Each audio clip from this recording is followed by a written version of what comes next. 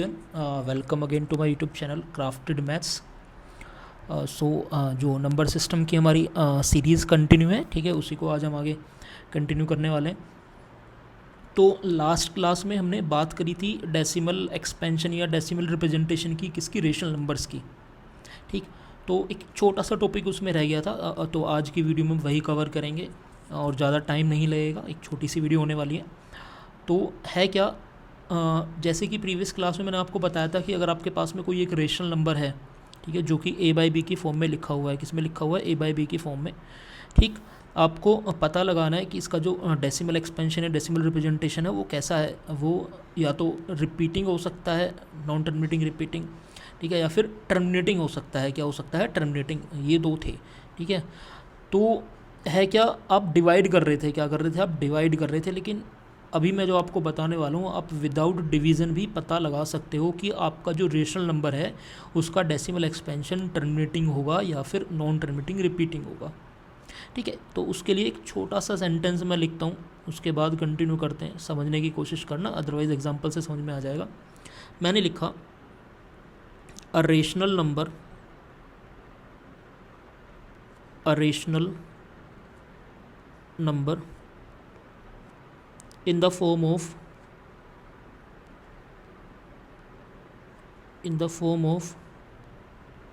a by B, ठीक है, जहाँ पर आप जानते हो बी मेरा क्या होता है, नॉट इक्वल्स टू ज़ीरो। ठीक है, रेशनल नंबर होता है मेरा ए बाई बी के फॉर्म में जो लिखा होता है, and denominator is not equals to zero. Has terminating decimal expansion, has terminating decimal expansion if the factors of b, b यानी कि मेरा डिनोमिनेटर, जो भी आपका रेशनल नंबर लिखा हुआ है उसका denominator, if the factors of b is in the form of 2 power m into 5 power n, where m and n are integers, where m and n are integers। मैंने लिखा कि अगर आपका कोई भी रेशनल नंबर, ठीक है, जिसका डेसिमल एक्सपेंशन टर्मिनेटिंग है, तो उसका जो डिनोमिनेटर होगा ना, उसका जो क्या होगा, डिनोमिनेटर यानी कि b, उसका जो डिनोमिनेटर होगा b, जब आप उसके फैक्टर्स करोगे, क्या करोगे, उसके फैक्टर्स करोगे, तो वो फैक्टर्स आपके किस फॉर्म में आने चाहिए, वो आने चाहिए आपके 2 power m into 5 power n की फॉर्म में। कहने का मतलब क्या है, कहने का मतलब ये है कि उसके फैक्टर्स में 2 और 5 होने चाहिए, या फिर 2 हो या सिर्फ 5 हो। ठीक है, 2 भी हो सकता है उसका फैक्टर, सिर्फ 5 भी हो सकते हैं उसके फैक्टर्स में, और 2 और 5 दोनों भी हो सकते हैं। अगर ये है तो ही उसका डेसिमल एक्सपेंशन कैसा होगा, टर्मिनेटिंग होगा। ठीक है, अदरवाइज आप क्या बोलोगे, नॉन टर्मिनेटिंग रिपीटिंग है। क्या बोलोगे आप, नॉन टर्मिनेटिंग रिपीटिंग।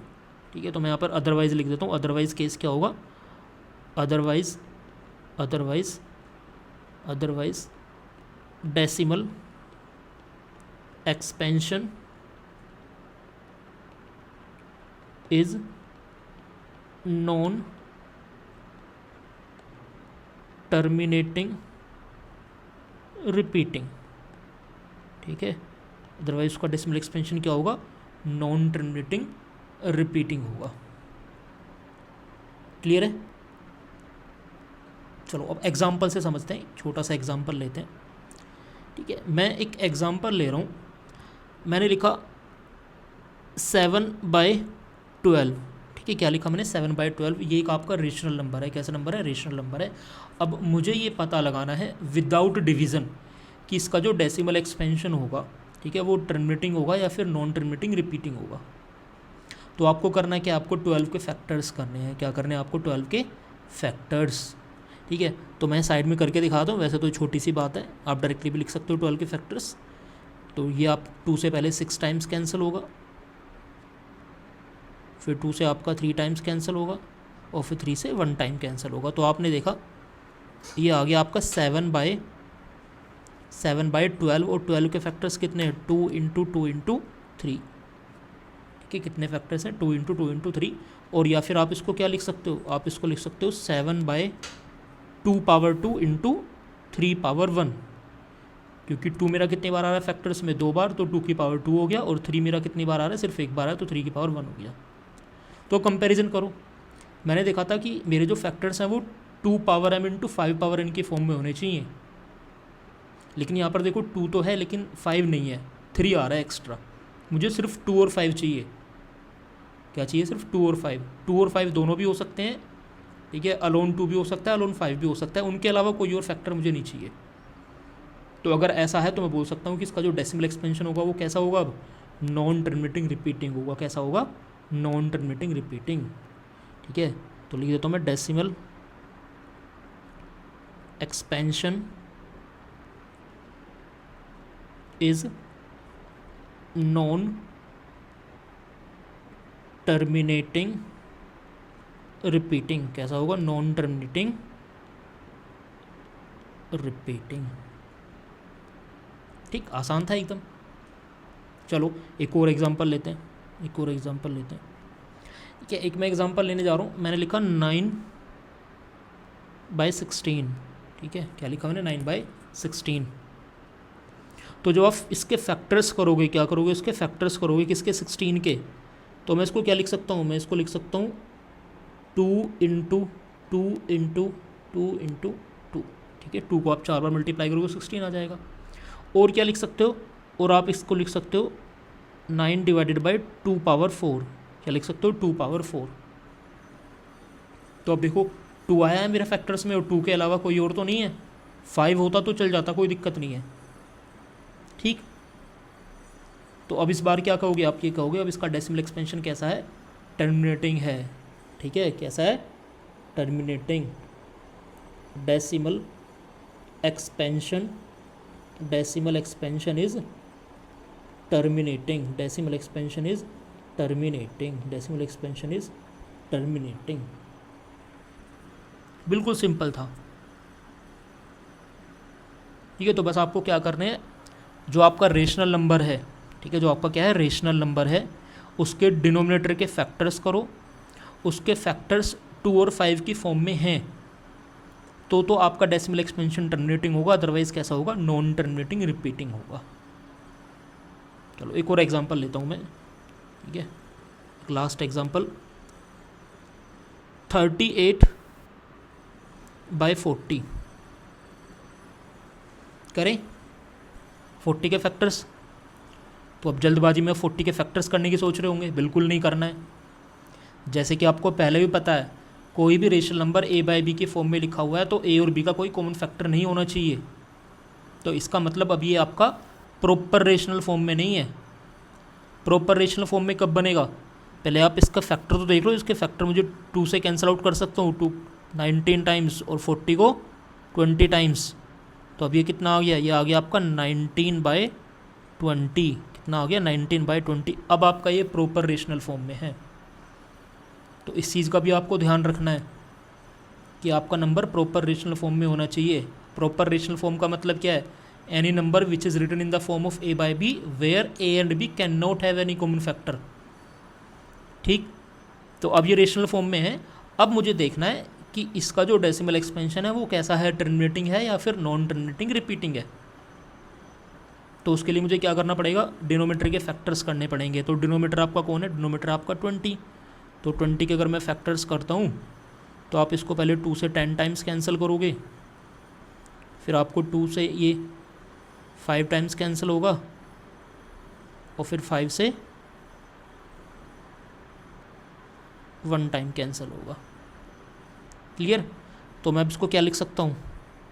मैं इसको लिख सकता हूँ 19/2 मेरा 2 बार आ रहा है तो 2 और इंटू 5 एक बार आ रहा है तो 5 लिख सकते हो, या फिर 5 भी लिख सकते हो। तो अब देखा मैंने कि इसके जो फैक्टर्स थे वो 2 और 5 की फॉर्म में है। सिर्फ 2 होता तब भी कोई दिक्कत नहीं थी, सिर्फ 5 होता तब भी कोई दिक्कत नहीं थी, और दोनों है तब भी कोई दिक्कत नहीं है।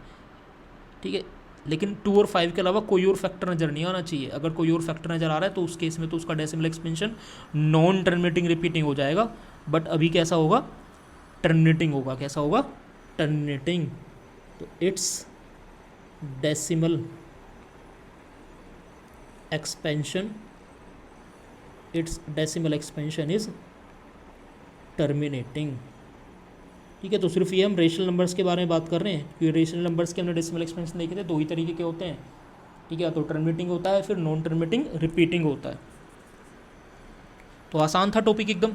ठीक है, जैसे कि मैंने आपसे कहा था कि ये वाली क्लास जो रहेगी, ये वाला पार्ट हमारा बहुत छोटा सा रहने वाला है, जहाँ पर सिर्फ हम ये देख रहे हैं कि विदाउट एक्चुअल डिवीजन हम कैसे पता लगा सकते हैं कि हमारे रेशनल नंबर का जो डेसिमल एक्सपेंशन है वो टर्मिनेटिंग है या फिर नॉन टर्मिनेटिंग रिपीटिंग है। तो उसके लिए बस मुझे क्या करना होता है, जब भी मेरा रेशनल नंबर कोई भी लिखा होगा, ठीक है, उसके बस मुझे डिनोमीटर्स के फैक्टर्स करने हैं, और वो फैक्टर्स आपके 2 पावर m और 5 पावर n की फॉर्म में होने चाहिए। किस में होने चाहिए? 2 पावर m और 5 पावर n की फॉर्म में। ठीक है, तो आप बोलोगे कि आपका डेसिमल एक्सपेंशन कैसा है? टर्मिनेटिंग है। कैसा है? Terminating, otherwise non terminating repeating है। ठीक है, तो आप कुछ प्रैक्टिस कर सकते हो। क्या कर सकते हो? प्रैक्टिस कर सकते हो कुछ क्वेश्चंस को लेकर। ठीक है, प्रैक्टिस कर सकते हो। ठीक, जैसे कि मैंने एक क्वेश्चन देता हूँ, मैंने लिखा 17/32। एक लिख दे रहा हूँ मैं,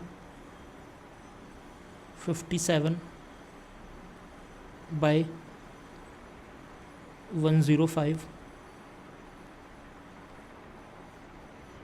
एक लिख देता हूँ मैं, लेट्स सपोज 11/18। ठीक है, तो कुछ आसान से एग्जांपल्स लिखे हैं मैंने, इनको आप डायरेक्टली बता सकते हो देख के कि इनका डेसिमल एक्सपेंशन कैसा होगा।